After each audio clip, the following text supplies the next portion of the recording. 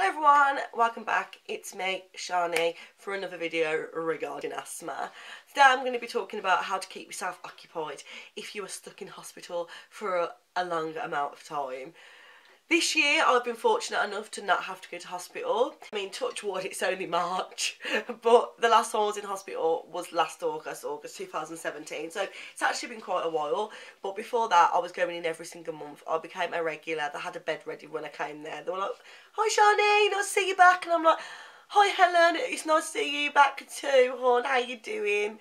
As a young person especially, it gets very, very boring and your family can only visit on certain times and for a certain amount of time. And obviously you have your phone, but how many times can you scroll through Facebook really?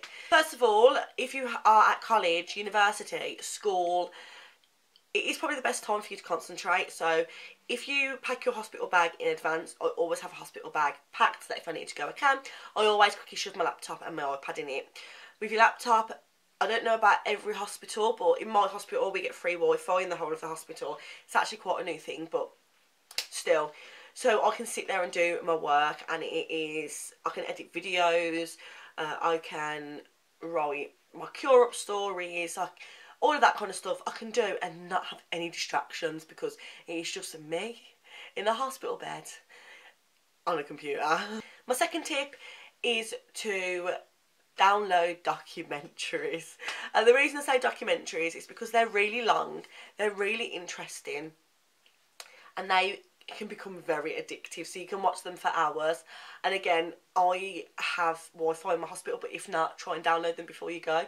I'm not going to lie, I've downloaded things before the ambulance has come, before we got Wi-Fi in my hospital. When I knew an ambulance on the way, I would be in action. I'd be shoving my laptop in my bag, I'd be downloading stuff on my iPad, I'd be getting my earphones. Another tip, do not forget your earphones. One of my subscribers, bless them, was in hospital for hours, had forgotten her earphones, couldn't watch one of my videos that I've just uploaded. So sad. So yeah, make sure you're downloading something that's really going to engross you, that is going to be addictive, and that you're not going to get bored of. And my third and final tip is to, if you're allowed, go for a walk. Chat to the nurses, chat to the patients, make friends. When I'm there, I'm obviously brittle asthma, so it's lung condition, so I'm always in the ward for other people with lung conditions, which means everyone's old. No offence, but it is a lot of the elderly in with me, because lung conditions are something you can usually get over time, like deteriorated in old age, and a lot of them need help, and I'm a young girl and I'm willing to help them. I know it's not my job, but nurses, especially in the UK with our NHS, is so strained. They're understaffed and underpaid, and I will always help if I can, so the nurses can get on and do real things than having to keep getting.